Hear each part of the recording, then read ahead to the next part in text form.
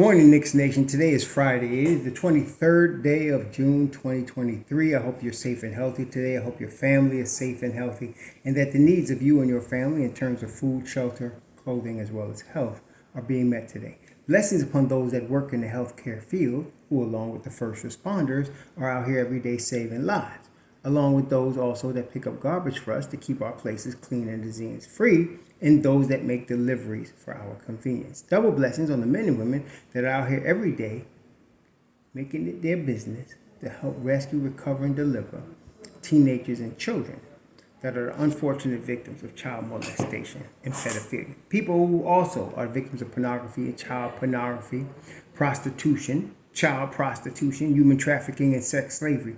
Double curses on all those who are perpetrators of these things.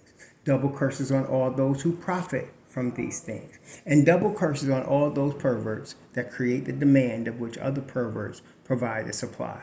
Finally, blessings on the homeless. There are nearly 600,000 men, women, and children homeless in the United States of America, and millions around the world in similar or worse conditions. Blessings upon them, for theirs is the kingdom.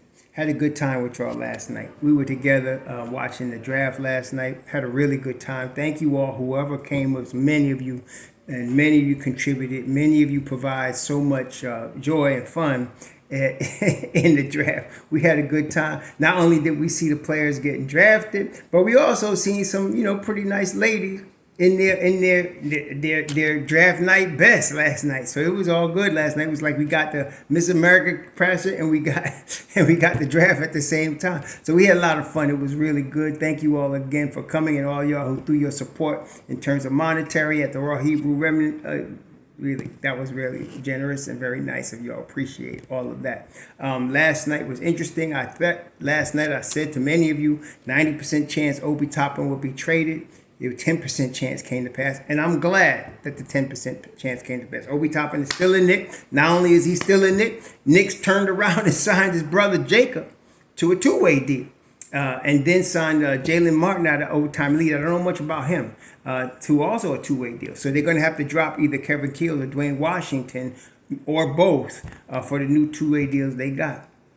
And so that's how the Knicks operate. They didn't buy into the first round. And quite frankly, I wouldn't have either. Outside of when you're talking about the draft last night, there were some really good players. But really outside, I would say when you get to 9 at Taylor Hendricks, if it's called the lottery for a reason, not only because where teams pick, but because you just don't know what you're going to get. See, every draft has stars, has solid players, and has busts. Every draft does. And so some of these guys are going to be stars, some of them are going to be solid players, and some of them are going to be busts. And the thing is, with the Knicks, as you know, first round is guaranteed 4-year money, and the higher up you go, the more expensive it gets. The Don ain't paying all that for a guy that probably won't play. See, a lot of people don't want to, and this is part of the issue with Knicks Nation. You refuse to receive what the real is. Some of you. Receive this. Rookies don't play in New York. They could come off the bench like Emmanuel quickly did, or like Grimes did. But they're more like Toppin and Deuce. They don't hardly get no time. Okay? That's more like what rookies are like. Okay? Under Tom Thibodeau. You don't like it, I'm sorry. It is what it is. So looking at some of these rookies, if they can come in and play, is a fantasy. None of them would play. Even Victor Wembanyama would not start in New York. He'd come off the bench.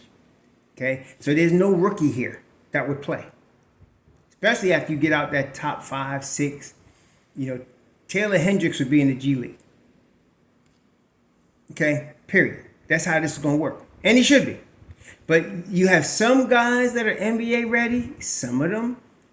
And I'm looking at the draft last night. Chris Murray is about the closest. Scoot is probably NBA ready, but he's going to take 2 or 3 seasons to develop. Cam Whitmore is probably NBA ready. By the way, he didn't get drafted until the 20th pick last night. There's all of that. So, I'm not disappointed that they didn't spend capital to get into the first round unless there was somebody they really wanted. What they ended up doing is a typical Don move. They ended up getting two-way players that they could develop in Jaylen Martin and Jacob Toppin. So that's what they got. And I'm thankful for that. So don't complain. Don't whine. Some of you, itching to get a deal done. Make a deal. No, you don't have to do that. You don't have to do that. So, no. Now let's talk about the real business. Obi Toppin did not get traded. What does that mean? Not only did he not get traded, they added his brother. So what does all of this mean? Well, there's a possibility that Obi stays in Knicks. Now, we still got to go between now and the end of the trading season after July 1st. A lot of crazy activity happened. A lot of activity did happen last night with a lot of other teams trying to jockey for position, no doubt. But the Knicks didn't need to be doing all that last night. They just really didn't. We got a team, though. We got a 9-man rotation that's tight. We got a 10th man in Deuce. They got to figure out how to play him. We don't need to be looking at a whole bunch of other players. But as I told y'all, and I still stick with this, 2 of 4 will probably be moved. That is Julius. That is RJ on the starting rotation. That is IQ and Obi on the bench rotation. 2 of the 4. They're talking about Donte DiVincenzo. Whenever I hear the Knicks or vaguely mentions like he did, Donte DiVincenzo, that he has fans in the Knicks front office, that Nas Reed has fans in the Knicks front office. Okay, what you must now figure out, Knicks Nation, is which one of the 9 guys are leaving. Because that's what you're going to do. When you're going to bring in a Donte DiVincenzo, somebody is leaving. The problem, and Donte is not going to be replacing Obi. Why is that? Obi is 6'9". Donte is 6'4". So what? You're going to have Donte at 6'4", IQ at 6'3", right? Josh Hart at 6'4". That's going to be your bench coming off? See the issue? So if you're talking about Donte DiVincenzo, you're definitely moving one of 3 guys. You're either moving Emmanuel Quickly, you're moving Josh Hart, or you're moving RJ Barrett. Those are the 3 guys you're moving. And I doubt it's Barrett, and I doubt it's Hart. Because Hart is getting ready to sign a new deal with the Knicks. So it ain't him. And it ain't going to be Barrett. Donte is good, but he's not a starter. Not on this team. So you're talking about Emmanuel Quickly. So if Emmanuel Quickly is traded, you'll get Donte DiVincenzo. That's how this is going to work. Don't think it works any other way, because it doesn't. You can't just sign him and he's on the roster and he's not going to play. Okay? He's got to play somewhere. That's what you're dealing with. Okay? And also, I'm going to bring up another crazy thing. Y'all going to think I'm crazy, but since when do I care? But I will say this. Look here. The Sacramento Kings are on the market for a player. They have been looking, the word is that they've been looking at OG Anunoby and Siakam, and they prefer Siakam. Okay? That's the word. Now, there were a couple of other players that they were looking at. Let me find it here. There were a couple of other players they were looking at. What I'm getting at is they got Keegan Murray starting. Nothing's going to change that. They got Harrison Barnes, who's a free agent. Okay? They got Kevin Huerter, and they got De'Aaron Fox. They got Malik Monk, and they got Kessler Edwards behind Harrison Barnes. If Barnes leaves, because he's going to be a free agent, if they don't re-sign him, they'll be looking for a small forward. If they get a small forward, and I guess what I'm saying is, depending on the moves that Sacramento make, and I don't expect to make a whole bunch of large moves. They shouldn't. They're very successful last year, and they could be very good this year. In fact, if I'm them, I'm trying to re-sign Harrison Barnes.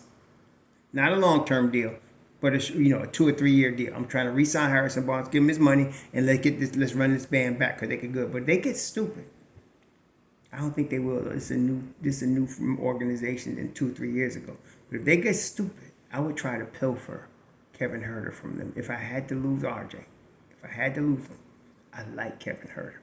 Kevin Herter is a solid player. This boy looked like Howdy Doody, but he's 6'7".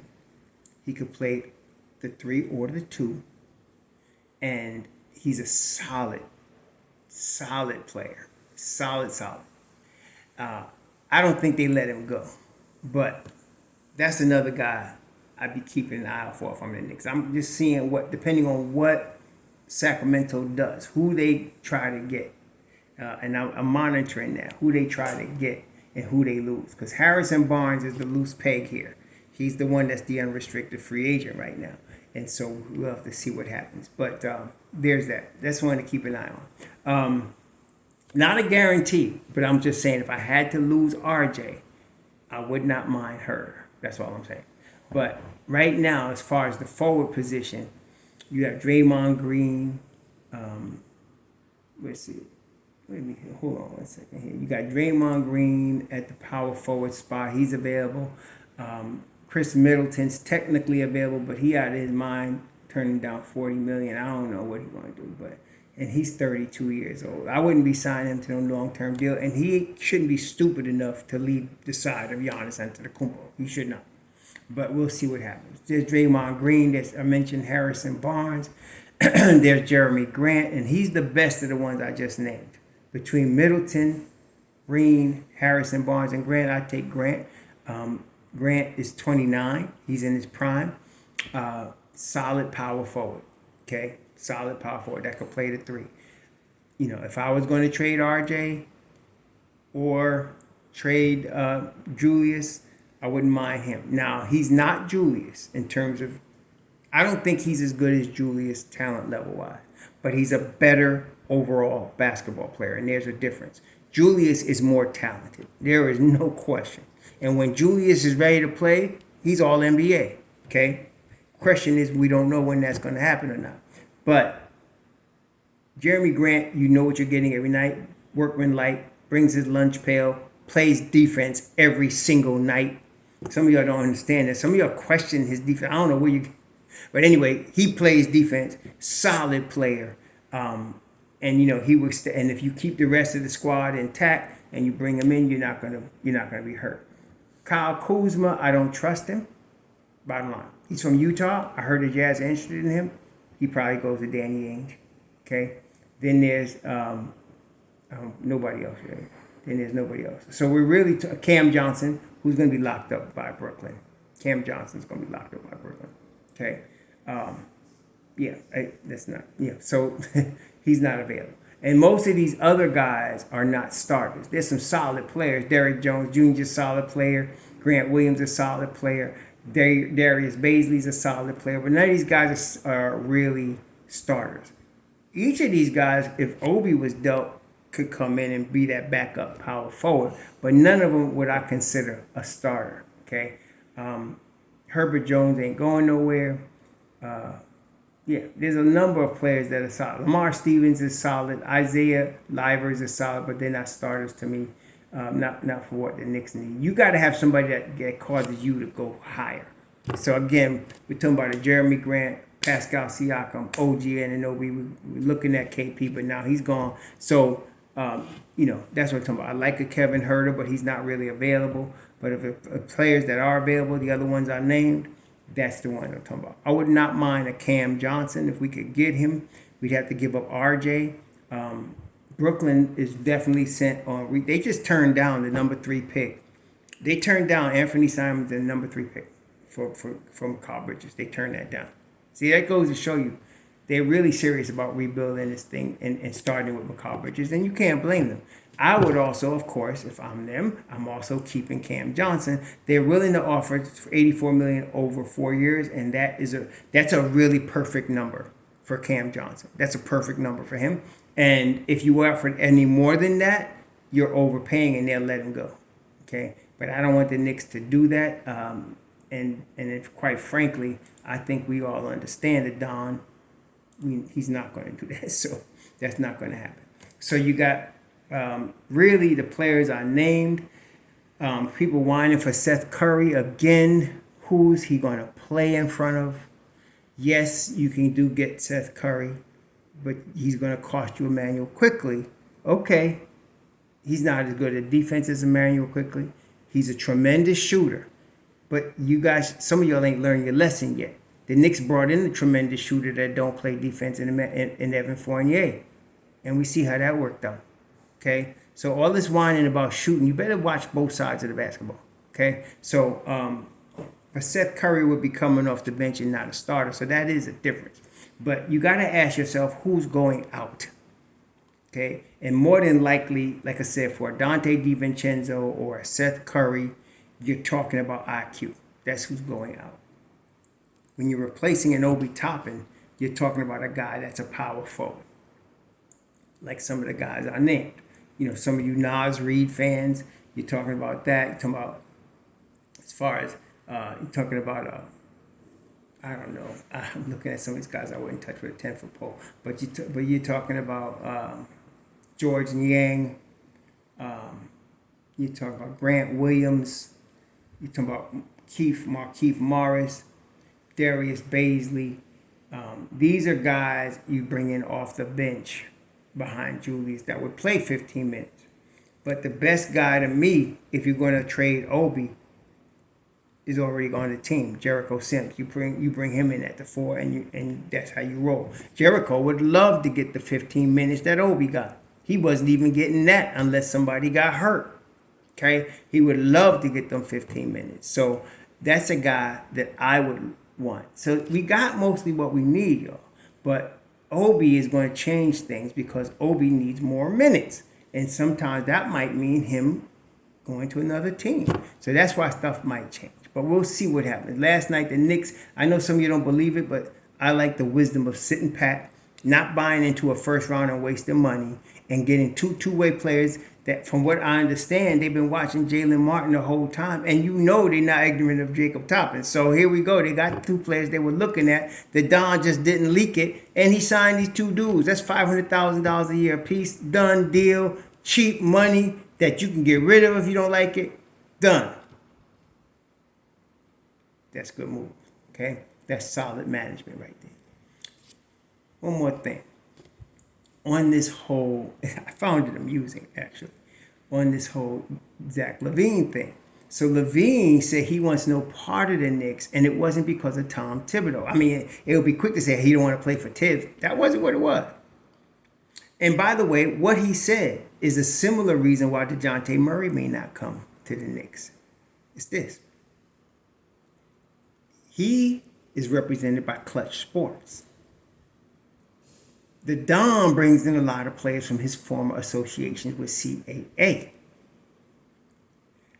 And a lot of players on Knicks are CAA. But there's this beef apparently because LaVine didn't want to come to Knicks because of Leon Rose. Which is amazing, isn't it? He didn't want to come to Knicks because of Leon Rose. Well, I said, get out of here. Keep walking, bum. But it's interesting because DeJounte Murray is also represented by Clutch Sports. So if there's a beef between Clutch Sports and CAA, that might limit some of our choices. Okay? This is going to be interesting, y'all. This is going to be very interesting. So we'll see what happens. But right now, you're really, again, you're talking about Grant, you're talking about OG Anunoby, and you're talking about Pascal Siakam. Those 3 guys, and in the cases of those 3 guys, you're talking about either Julius Randle or RJ Barrett. You're not talking about Obi and IQ in that scenario. You're talking about either Julius Randle or RJ Barrett, with any of those 3 guys. So this is going to get interesting. Obi Toppin's still a Knick, and now you added another Toppin on top of it, thank goodness. And so now it's going to be interesting to see what happens going down the road. So, and it's not that far. We're talking about July 1st. July 1st is a week and 3 days. Not even. It's a week and 1 day. It's a week and 1 day. So it's a Shabbat. It's a Sabbath, and it's what y'all call Saturday. That's July 1st. You're going to see a lot of activity on July 1st. We'll see what's going on. One thing I'm very, very confident in, that is Leon Rose, and I know he's not going to overspend for anybody. So we're going to see what happens here. It's going to be interesting. Y'all enjoy your weekend. So